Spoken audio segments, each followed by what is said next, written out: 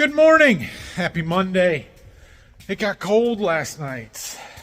Well, I don't know if it's hard frost, but it frosted. And I'm glad that we didn't have any beans out of the ground. At least I hope not. We're going to go check our early planted beans today. Today is 4 weeks since they have been planted. So it's time. They need to be starting coming up pretty quick. But it's a little chilly right now, and I would rather they stay below ground. Looks like Wednesday night, Thursday morning is another hard frost potentially. And then after that, hopefully we're in the clear. We'll see. You never know, but hopefully. So this morning I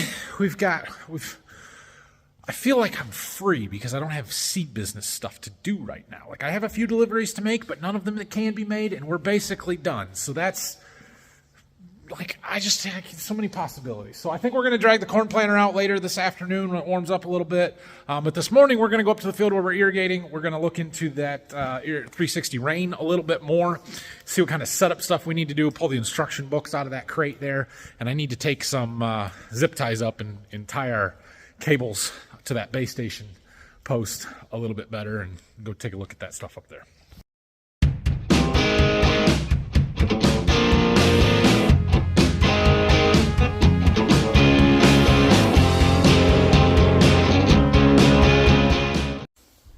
Oh, look at this thing. Oh, I'm so excited. So excited.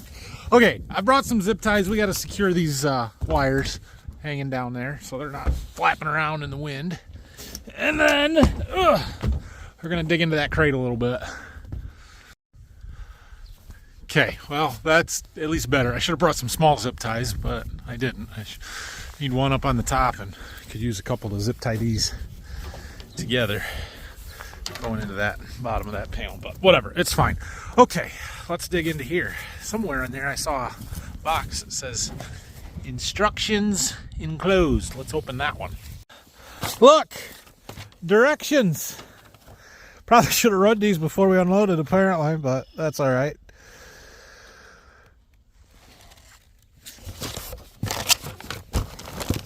Okay, I'm gonna sit here and read for a minute. We're going to look into this thing and see if there's anything we can do to it.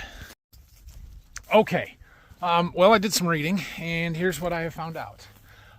We can do a fair bit of setup to it. So we can get the booms folded out, we can get the drops put on here, and we can assemble the reel. So there's a bunch of pieces in that crate over there that make the framing of the reel that attaches to that center hub there. And we can do all of that stuff. Basically, we can't load the hose, but we can do everything else. So we might work on that here a little bit today. I actually called the guy that we bought this from, and he's going to come up this afternoon and do some boundary mapping on this field and take a look at stuff. So we'll just kind of wait until he gets here and talk through things with him a little bit, but that should work. It also gave me an idea. I got some boundary mapping to do. Let's go do that. Let's get it done.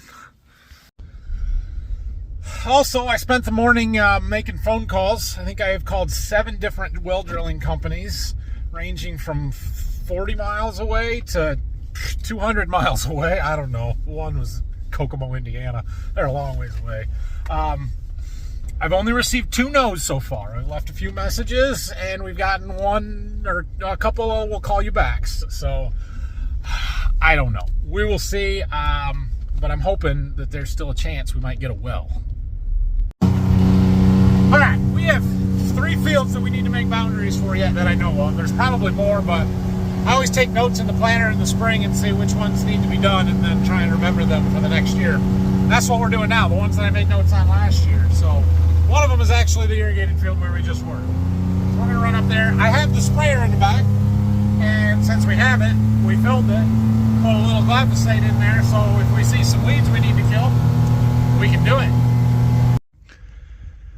Well, I've been making my way around this field mapping and got to this fence row, and there's branches down everywhere. So I've spent the last 20 minutes picking up branches. We're about done now.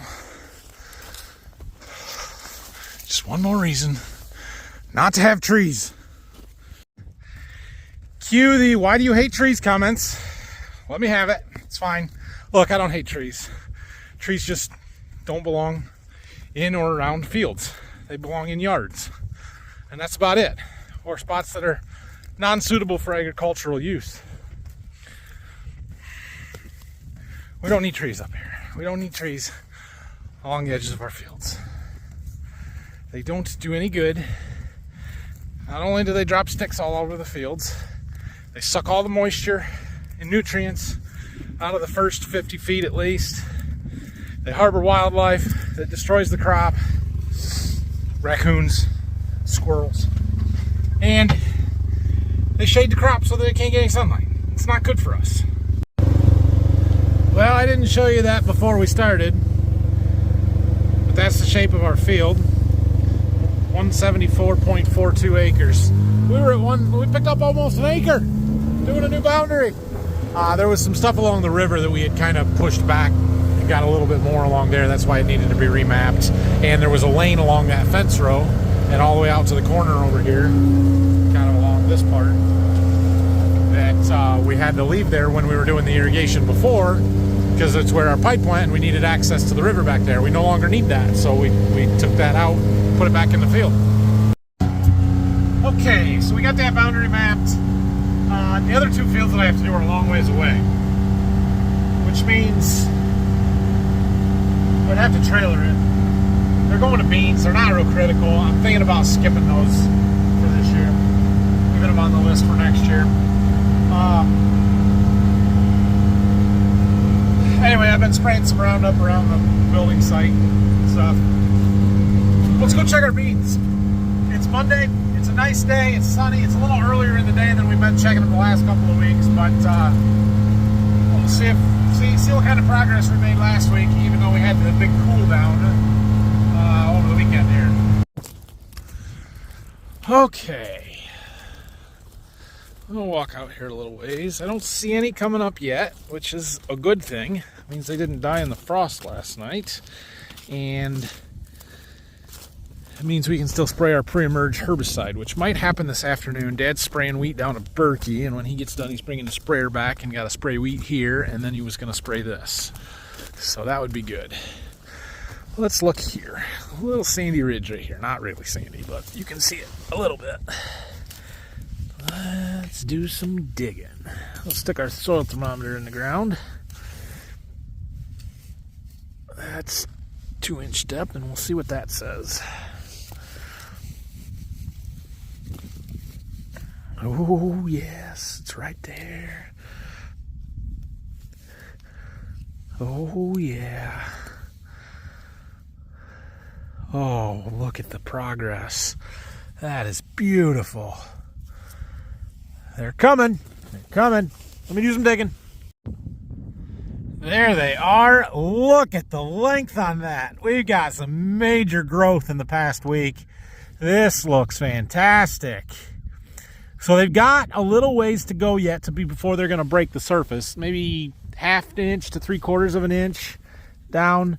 But they're growing and they look really good. I am super happy with that.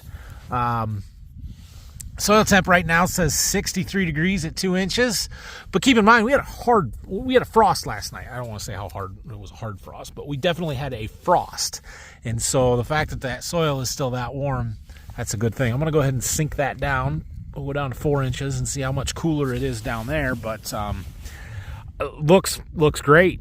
It is. These beans are gonna make it. The only real, well, there's two main things that can happen yet, right? We can get a crust where the ground gets so hard that they can't push through it. Not too worried about that, especially given the forecast that we've got a bunch of rain coming over the weekend, so that shouldn't be an issue. And two, once they do come out of the ground, we could get a really late frost. I don't think these will be up before the Wednesday night, Thursday morning frost, so it just depends on what the weather does after that. Otherwise, they're good and they're off to the races and going to be out of the ground before we even get anything else planted the way it's going. So that's fantastic. Broke it off. Dang. That one was going to be a really good one too. Nice big long root on it. Looks good. I am very happy. Right there's one. They're coming. Oh yeah. So that's our distance that we've got to come up yet. Can I measure that? I would call it 3/4 of an inch. Oh, they look good. 4-inch soil temp says 57. That's not bad. That is not that bad. Cool. Next week we'll have beans popping through, I bet. That'll be 5 weeks since planting, though, so we kind of need them to be popping through by then, right? 5 weeks is a long time for a seed to set in the ground. All right. Well, I went home and got some lunch, and we're back at the farm here. Dad's back with the sprayer. He wants to spray the wheat here. So down to Berkey, we sprayed herbicide in the fall. We used Talnor in the fall so that we would have wouldn't have to worry about doing anything in the spring, and it allows us to double crop beans behind it because the plant back interval is longer. If we would have sprayed that in the spring, it would affect our double crop beans. Up here we've got clover growing. We did not fall spray, but we can't use a real strong herbicide because of that clover. So we've got a product called MCPA. It's a mild 2,4-D kind of. We're going to spray that on the wheat up here for some weed control, and then we're also spraying some fungicide and some source PGR, we're going to call it. And I'm getting this stuff out for Dad. All right, Dad is off spraying. He'll be back to load up here again in a minute, or a little while. We're going to get the corn planter out. I hit the battery disconnect, so maybe this tractor will start. Oh yeah. Excellent. So we need to take this out. We need to unfold it, rephase it, and do some measurements. Okay. We got the planter out. I was working on getting it unfolded here. We're going to do this in the grass so I can set it down and check some stuff and all that. I remembered before I got it all the way unfolded that, hey, we should pull the plugs on the vacuum lines. Unlike on the bean planter, when we got to the field, we're like, why aren't the center rows planting? Yeah, well, because we didn't pull the plugs. Come on! Okay, just, oh, jeez. There. Oh, we should get a shop vac in there. Holy cow, look at that. My goodness, this planter is huge. I know, it's normal in certain parts of the country, and even here, they're fairly common and normal, but I'm not used to it yet. Just the second year with this 24-row exact emerge planter. Ran it last year for the first time, and yeah, it's an impressive machine. So, okay, we need to get some measurements. Let me find them in the computer here, and I need to go get my iPad, but let's get some... yeah, let's figure this out. Oh my, it's a pretty outfit. Look at this thing. Awesome. All right, so I got out to check something, and I remembered, well, some of my row units were chattering a little bit. They were bouncing up and down, just shaking on these hydraulic downforce cylinders. And every time you hook this up or unhook it from a tractor, you have to bleed that system. And so there's this is a hydraulic downforce system. There's 2 lines off of these main lines to every row, and on the end of each section we have these plugs here, and we have a hose to connect them, and that allows oil to flow and bleed any of the air out. So I think we got a little air in the system.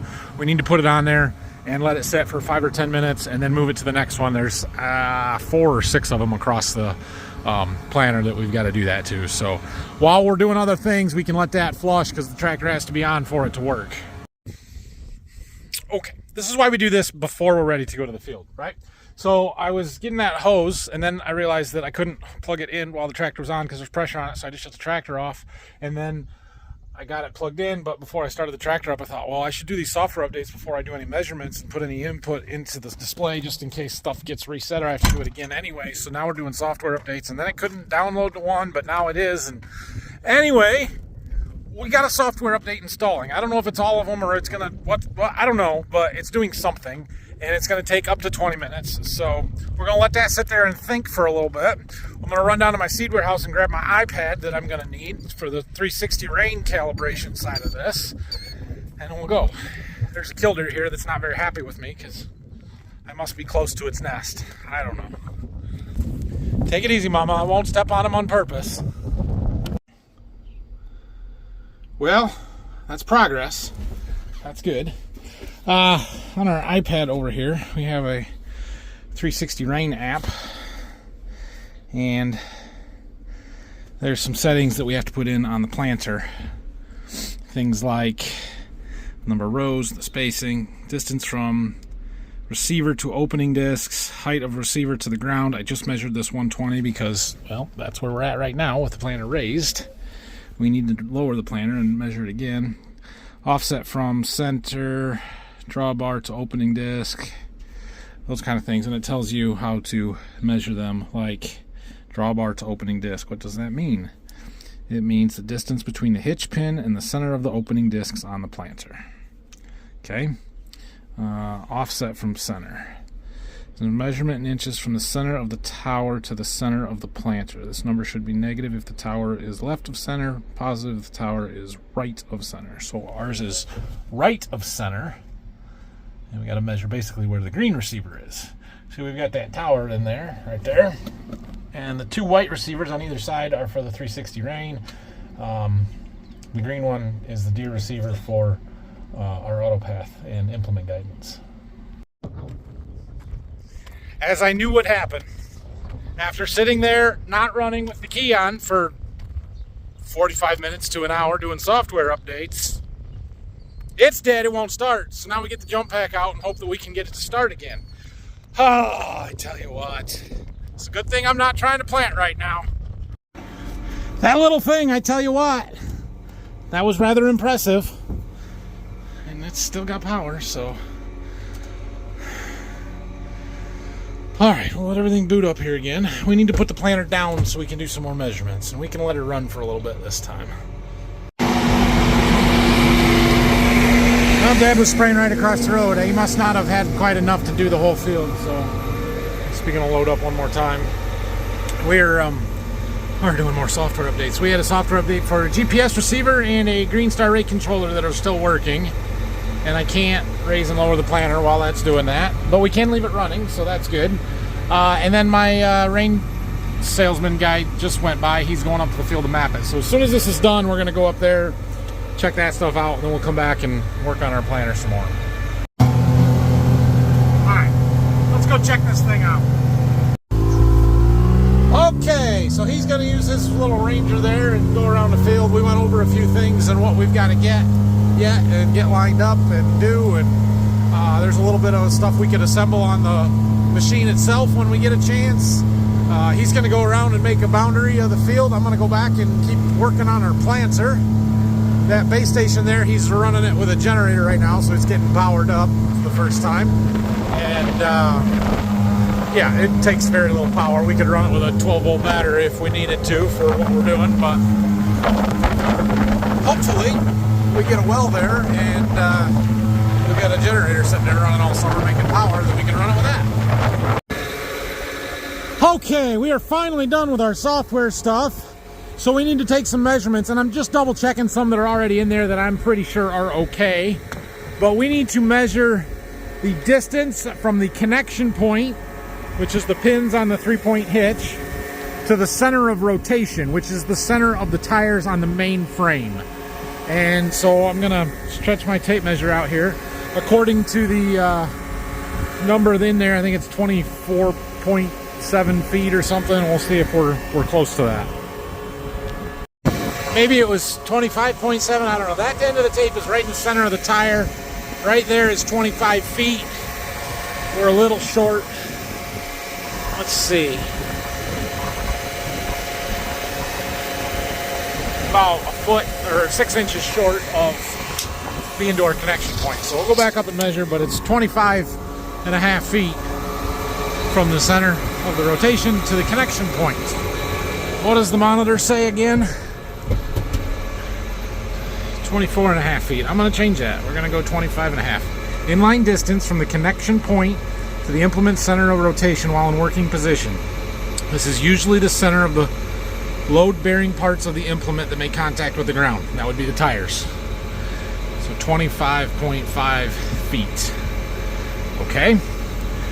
Work point.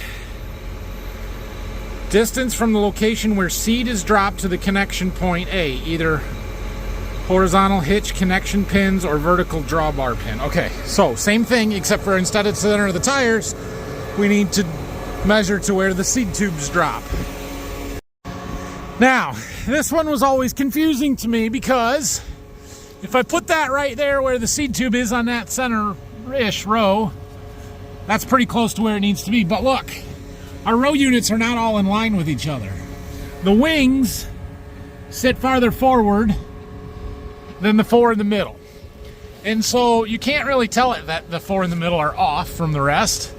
So I think the best thing to do is to make it as accurate as you can for as many as you can. So we actually are gonna slide this forward and we're gonna measure where that row unit would be, about right there, which makes it a little shorter. I would call that 24.4. 24.3. Something like that. Okay, so the next measurements I need are for that thing. The John Deere GPS receiver is what I'm trying to do, but I cannot get it to power on. And everything's plugged in, but we're gonna go through and check all the wire harness connections and make sure it's right. And then if that still doesn't work, we're gonna go and get one of my old 3000s and put on. This is the new 7000 that we got with the Ag Essentials kit. I plugged it in on the tractor directly and it works. So I know that the receiver is good, but for some reason it's not working back here. And I don't know if it's in the wire harness or what the problem is, but it's not working. All right. Well, it keeps yelling at me about hydraulic pressure because I'm still bleeding those sections off, but we got our receiver to show up. So, GPS lateral offset. So we need to figure out how far off from the center of the planter our receiver is, and we are not centered. And this number was off a little bit last year because my guess rows were off. So we're gonna go and measure and do the absolute best that we can and see. It's at 31 inches now. Now we've got a different mast on there, but that shouldn't have changed the lateral at all. So we'll see what we come up with. It's a little hard to measure because where's the center and how do I... So if I use that bracket and say that that bracket is centered there, then I go to the center of that, like right there, and then I come over here and that bolt right down there should be the center. We're at 29 inches to that. Depends on how I hold everything, right? But it looks like it's about 29 to me, so that would explain being off by, say, 2 inches, because you're off an inch both sides. We'll try that. I don't know any better way to try and figure that out.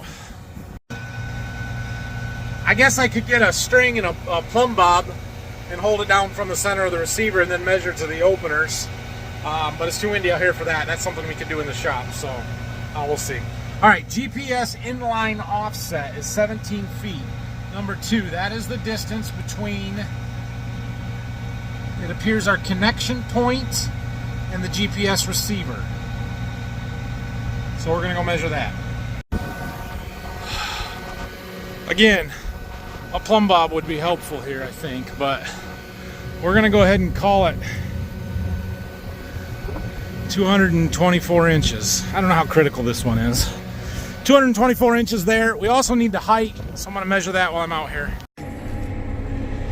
Okay, so we got all the measurements we needed for the John Deere side of this. We still got to do the 360 Rain side of it, but we have to do a TCM calibration. So all of these John Deere receivers have what's called a TCM, or a terrain compensation module, and its job is to sense the roll and pitch and yaw of the GPS receiver, and they need calibrated. And so we have to calibrate it facing one direction and then turn the machine around and face it the opposite direction and put it in the same spot and then calibrate it again. So that's kind of what we did here. Is we did it facing the other way. Now I'm getting turned around. We're going to back the planter into the same spot. My wheel tracks are pretty well lined up. We're about right there on the edge of that grassy part of the driveway. And then we hit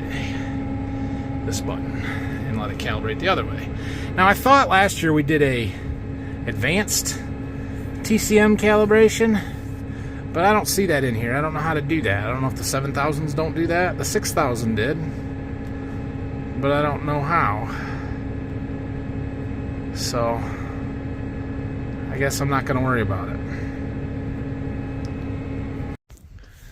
Okay, I put it back in the ground so that we could set our 360 antenna measurements in the iPad here, and I think we have got it set up. So a couple of the measurements were the same. It wants to know the center of the receiver mast there to the center of the planter, which we had already measured is 29 inches. And it wanted to know the distance from the connection point to the center of the openers, and we had already measured that at 24 feet 3 or 4 inches. I put 23.4, I think, 292 inches. And then the height to the top of the GPS receiver, which this is the white GPS receivers up there, so that was a little bit different. And that one we had to measure with planter in the ground and also raised, because it's looking for a height difference to know, is that planter up or down? Because the idea with the 360 GPS receiver on here is that it needs to record where the planter's at when the planter is planting. So it needs to know when the planter is planting. And we can tell that from a couple of different ways. One is the height difference on the GPS receiver with the planter raised versus lowered. And when that change takes place, it should be able to see that and recognize that. The other way is with a row switch, which we put 2 of them on here. I'm trying to find where they are. I think, yeah, one's right there. So that button right there gets depressed when the planter row unit is raised, and it's open when the planter is in the ground. So there's actually 2 of those on here, plus the height difference of the GPS receiver. It should know when the planter's in the ground, when it's not, and then it will record exactly where the rows of corn are planted, because they don't move relative to that GPS receiver. And then they'll use that data to create the paths for that 360 rain unit to follow. So I'm going to leave that sit right there until Taylor, our 360 guy, gets here, just to have him double check me, make sure that I did it right and I've got everything set up right. But I think the GPS side of it, the computer side of it, is pretty well set up to go. Now I do have to transfer my work plans to the planter yet, or to the tractor GPS, but that won't take long. I'm pretty sure the software updates and the GPS measurements and all of that kind of stuff is taken care of. The rest of it can be done from my phone from the field if need be. Okay, now before we put that planter away or we get to that stuff, we need to get our bean planter out. And we're gonna put that one in the shop so we can put the corn planter back in here. But the reason is because I noticed that we have an oil leak on our tractor, on the 8R, A335R. Yeah, after we planted that one day, it was a month ago, but we've got a little puddle on the ground under the tractor, and that needs to be fixed. Right there, and it was clearly leaking when we were running because we got dirt all over this front axle and up under there, and that was clean when we started that field. So, and I noticed there's an oil leak up in there. I think that's just a hose clamp, but we need to put this in the shop and take a look at it tomorrow. All right, we moved that seed tender out of the way. What is the likelihood of this tractor starting? I'm gonna guess it's a little low. I think I did the disconnect on it. I think. Nope. Okay, it's not gonna start. I can pretty much guarantee it's not gonna start. Oh, we got some power.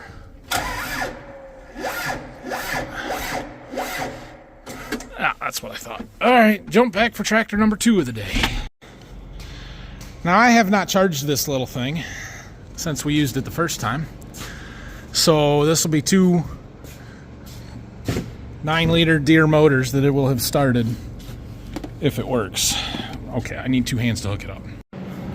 I wish the cord on it was a little longer so that it didn't have to just hang there by the connection, but that's impressive. Holy cow, that's awesome. Now, neither of them were dead, but you guys saw it. There wasn't a ton of juice there. Okay. If the lights are in the indicator, we could start 2 more. I'm sure somebody's going to ask what this is. This was a Brock recommendation from a couple of years ago. Apparently they use them at the firehouse. Its brand is Ava Pow, and I will put a Amazon link in the description of this video, assuming that I remember. Okay, we're going to pull the planter out and we're going to unfold it and do a rephase because our wing wheels have settled.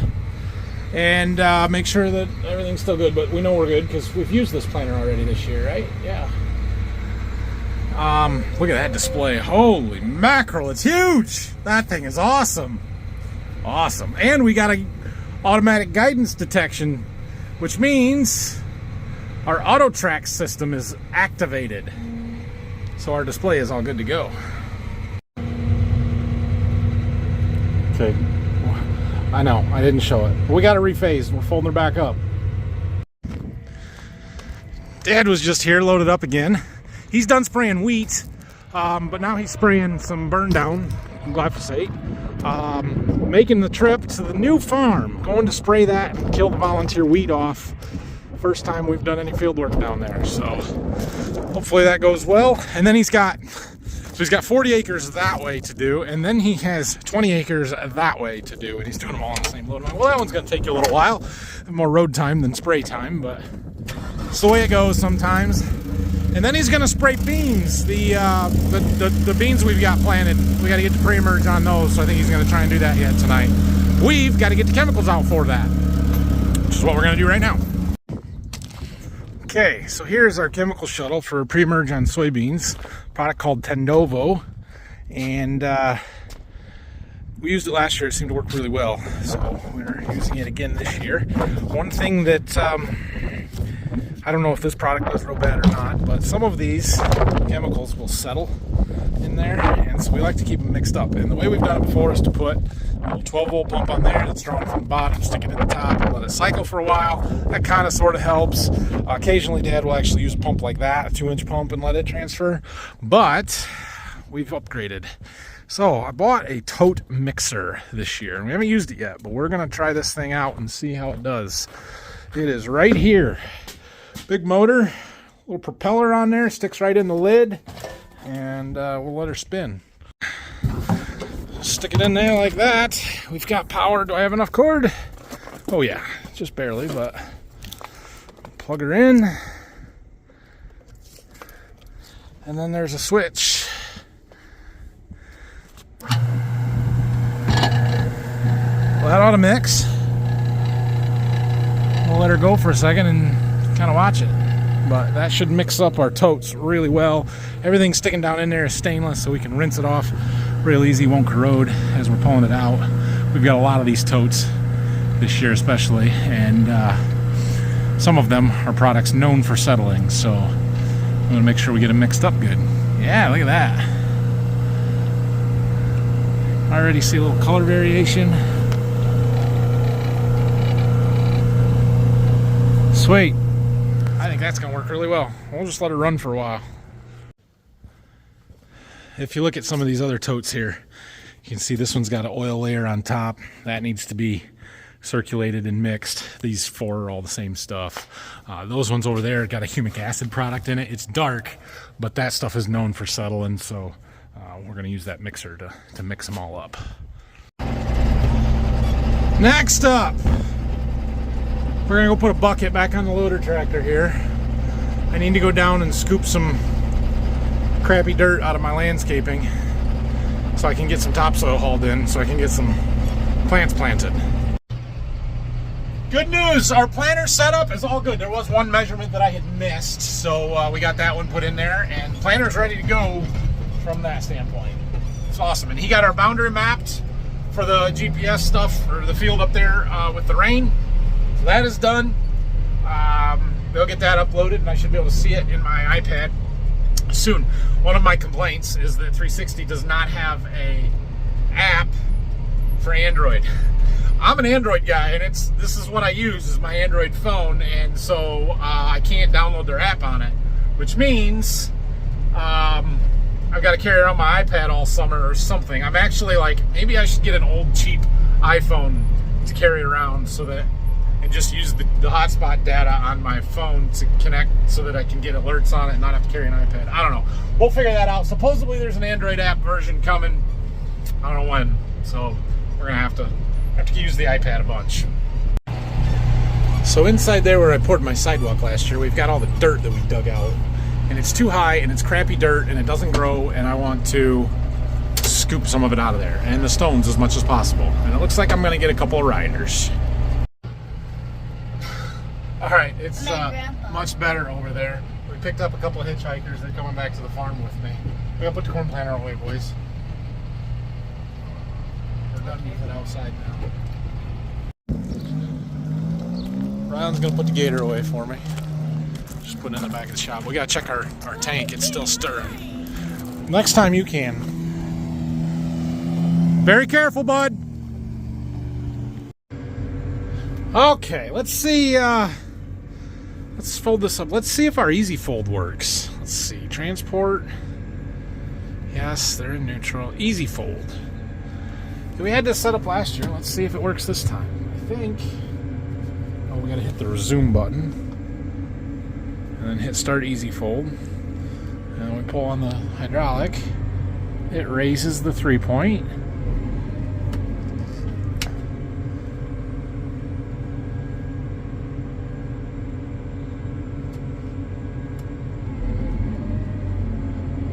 Then it starts folding. That should just do it all. I don't have to do everything individually.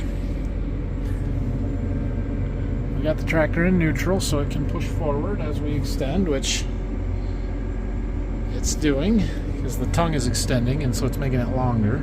We got to wash our window. We got bird poop on it. Which window? This back one. Look, Brayson. That's why you keep it out. Huh? Keep it out? Yeah. Keep the tractor out. Outside? Yeah. So it can get rained on and washed off, or what? Then get pooped on. Oh, well, it was in the barn and it got pooped on. What? It was in the barn and it happened. Okay, now this should fold them up nice. One side, other side. Now it should lift the 3-point. There it goes. And now it should lift the wing wheels. Awesome! Keep going, keep going, keep going, keep going. Sweet. This was a new planter last year, remember? Yeah. Pretty cool, isn't it? Mm-hmm. Uh-huh. You were wrong, Brayson. I thought you meant back it in Oh, well, we could do it over there, but it'd take me a little while. A couple of attempts. We got it in. He said it wasn't going to fit. It's in. Hopefully, it's coming out in a day or two. And we miss the rain tomorrow, and we don't have to leave it sit here very long. But should be good to go. The tractor's been running for a while today, so I think our battery should be charged up, but we'll hit the disconnect anyway. Go ahead and shut her down for the night. Pretty quick, we're going to need to get this tank out. We pull that behind our planter. Shouldn't need anything really. Tires checked, but that's about it. And our seed tender over there, we're going to have to get that out and just go through it, probably charge a battery, little things like that. Is this your corn to get corn? Those? It looks like the corn head, doesn't it? No, those are supports from the bean head. Oh my goodness. All right, well, Dad just got loaded up. He's going to go spray the beans. 7 o'clock at night, and he's been spraying all day. He's gotten a lot done. I bet he's tired. Anyway, the boys have decided to get all the straw bales out. What are we doing? We want to make a run course. A run course? How? What? You can't just leave bales in the middle of our road. Okay, well, I'm ready to go home, so. It's 7 o'clock at night. You guys got to get showers tonight. It's time to go home. No. Brayson? No. Yes. No. Don't be teasing me. I will help you put them back, yes. Some of them, I bet they are. Yeah. I know, you've been working on it for a long time. I'm going to tell Ben you guys are going to help him bale straw this summer, since you can carry bales. Yeah. Yeah. You know, when I was a kid, we used to bale straw like this in these bales. And we had to stack them up in the hay mow where Grandpa's got all his boards by hand. I was using the strings. Yep, you grab the strings. Was it really hard? Yeah, it was a lot of work. How much bales did you have, like? Up there? Yeah. I think we could put about 5,000 bales up there. No, like how much bales do you have to do in a day? Sometimes we would do 2,000 in a day. Yeah, That's a lot. I know. All right. Thanks for watching today, guys. This one I imagine is pretty long. We'll see when we get it edited tonight, but I don't know. I bet it's a half an hour. I had to charge my phone twice today, so that's not good. That means I recorded too much. Anyway, we got a lot accomplished. I feel really good about stuff. It's supposed to rain tomorrow, so we'll see if it is or not. Brock's coming late morning tomorrow. We've got to work on that tractor that we've got in the shop, see if we can figure out where that oil leak is coming from. What tractor? The 8R. I do have seed delivery to make when I get a chance. Small stuff, but we can take it. No, the A335R. So yeah, and if we happen to miss the rain tomorrow, it's time to start looking around at fields and seeing what's dry enough to start working, because we're really close. But anyway, have a great night. Thanks for watching. Like and subscribe. Questions and comments, leave them down below, and we will see you guys tomorrow. Who left the door open on Mama's car? Not good, guys. Not good. Tell everybody bye. Bye. Bye.